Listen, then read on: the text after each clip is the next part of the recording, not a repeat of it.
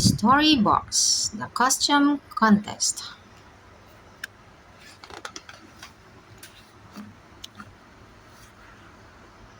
The day of the Halloween costume contest had come. Lizzie would have liked to take part, but she decided not to. It's always Yasmin who wins the contest, she grumbled. Lizzie was a bit jealous. Sometimes she wished she could make Yasmin disappear.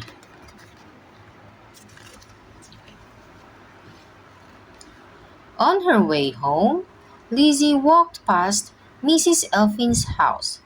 Mrs. Elfin was a bit strange.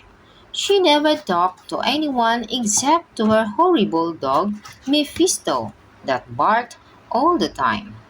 But that day, Mephisto wasn't barking, and Mrs. Elfin was standing at her gate. When Lizzie walked past, she asked, "Aren't you taking part in the costume contest, little one?" "No, I don't want to," murmured Lizzie. Mrs. Elfin seemed to know what Lizzie was thinking. She said, "I have a trunk full of witch costumes.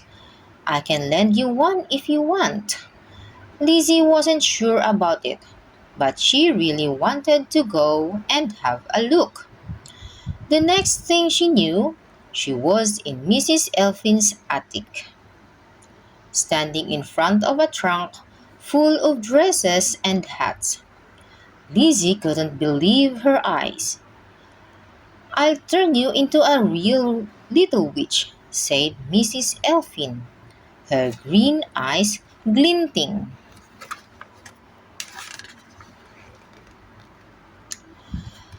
Lizzie tried on a dress with a sparkly spiders on it and a pointed hat.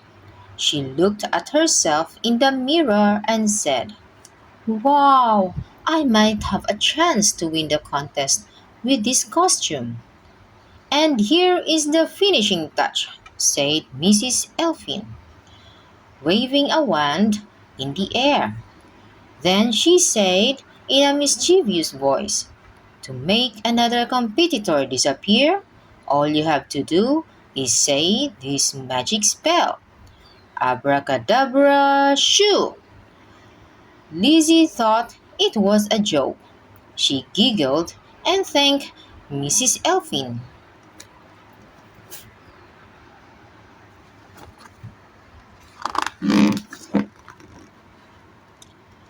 Lizzie hurried to the contest, feeling happy. On the day, on the way, she saw Yasmin. This time, Yasmin was wearing an amazing vampire costume. Lizzie began to feel strange. She was jealous, and a little voice in her head seemed to be saying, "Make her disappear and you will win the contest." Then Mrs. Elfin's wand began shaking in her hand.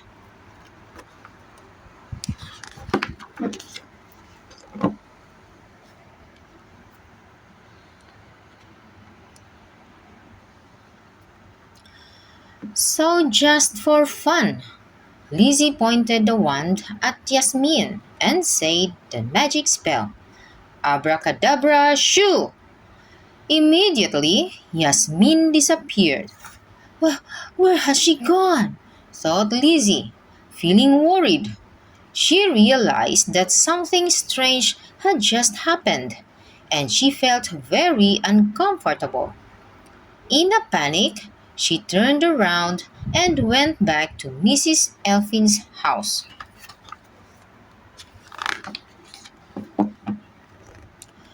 When she got there, the gate was locked and the bell wasn't working. So Lizzie climbed over the gate. Mephisto was asleep in his doghouse. He did not seem to have noticed Lizzie.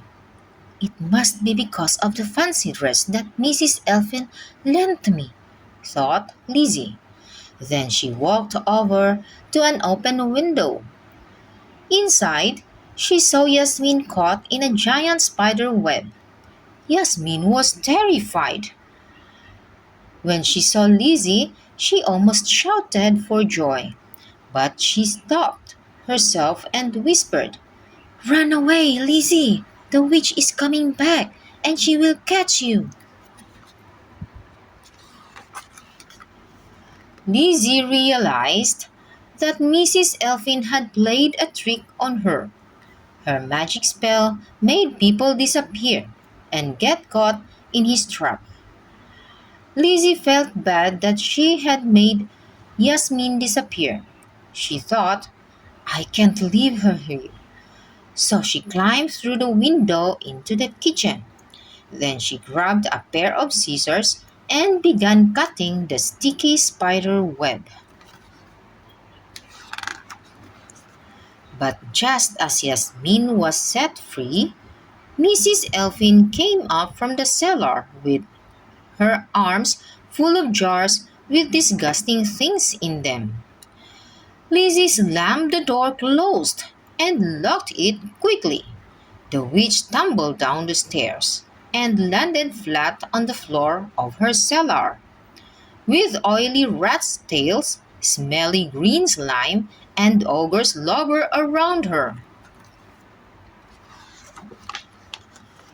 Yasmin and Lizzie ran off down the garden, but they stopped suddenly. Mephisto had woken up and was growling and showing his teeth. The two girls were terrified and clung on to each other. "That monster is going to gobble us up," cried Yasmin.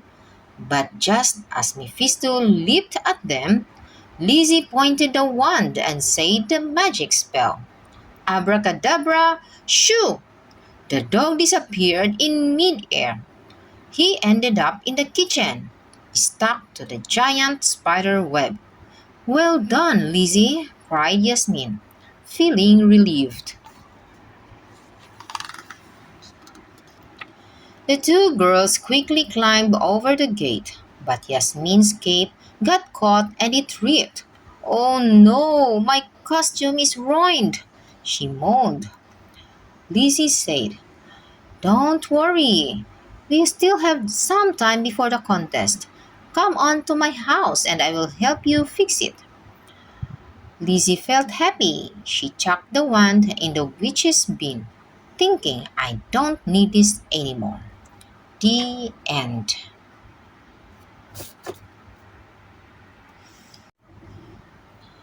Zhao, Little Witch, Big Personality.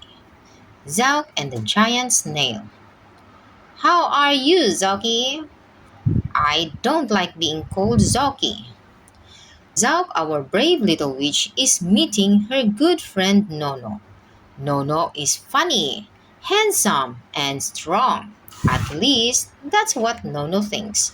But he is also very boastful. Nono says, "Yesterday I had fight with a huge Dumbosaurus and I won easily. He was really scared of me." "No nonsense, Nono."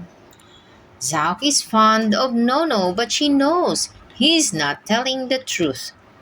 Nono is scared of everything, even snails. "Look out, Nono! There's a snail behind you! Help!" Nono jumps into Zauk's arm, shouting, "Save me!" Zauk says, "You are as heavy as a baby elephant, Nono." Oof. Nono is embarrassed. He says, You can trust snails. There are some scary ones, some fierce ones, and some nasty ones. I saw snails in America that bite," says Nono. "And in Africa, I tamed a snail that ate crocodiles." "Oh, okay, well, in that case, abracadabra." Zauk says a magic spell. Abracadabra, abracadibs, a snail as big as Nono's fibs. And a huge snail appears. The snail gets bigger and begins chasing Nono. It says, Look out! I eat crocodiles for breakfast. Help! He's not a crocodile. The snail catches Nono in its teeth. It is about to swallow him whole. So, Nono, is this snail as big as the one you tamed in Africa? Zauk says, Tell me, Nono, is it as big as the one that bite in America? Help me, cries Nono. So Zauk says another spell, and the snail goes back to being small. Thanks, Zauk. I will never boast again.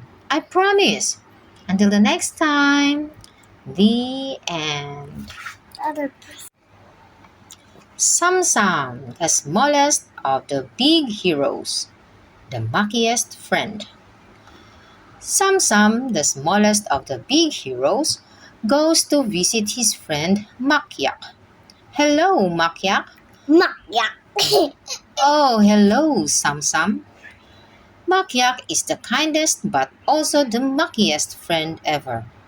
I have a surprise for you, says Makyak. Sam Sam is always a bit nervous about Makyak's surprise, and here's why. Look, it's a new recipe. Rotten potato mash with moldy old cheese. Makyak says, and it's best when you eat it out of a stinky old sock. Do you want a spoon? Yuck. Says Sam Sam. Do you have any fresh vegetables? Yes, Makyak. You mean fresh vegetables that aren't even rotten? Follow me, says Sam Sam. He takes Makyak to a wonderful garden. Look, a red apple and a lovely tomato and some strawberries. Yummy! Yuck, yuck, says Makyak. Makyak says, You love red fruit because red is your color. But I prefer slugs, dead leaves, and weeds that are a nice mucky color. Sam Sam says, We don't like the same things, but we are good friends. Can I have a little taste of your rotten cabbage? You just love good food, don't you? Finish. We're off to planet Mars. Anton, are you ready? We are about to land on Mars. Hold on tight. I'm ready, Colette. I'm ready. Vroom! That was a perfect landing. Now we can go and explore planet Mars, says Colette. We'll go by car, decides Anton. And I'm driving. Okay, but we need a car with two steering wheels so I can drive too, says Colette. Beep, beep. Stop beeping, says Anton laughing. Faster, faster, says Colette. Crash, shouts Colette, clapping. Oh, well done, says Anton.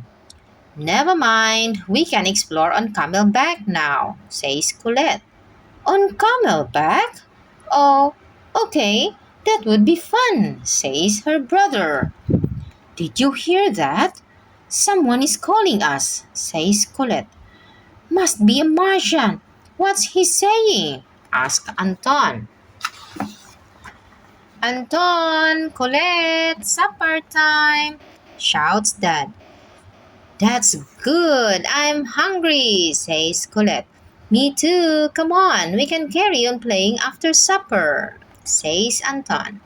The end.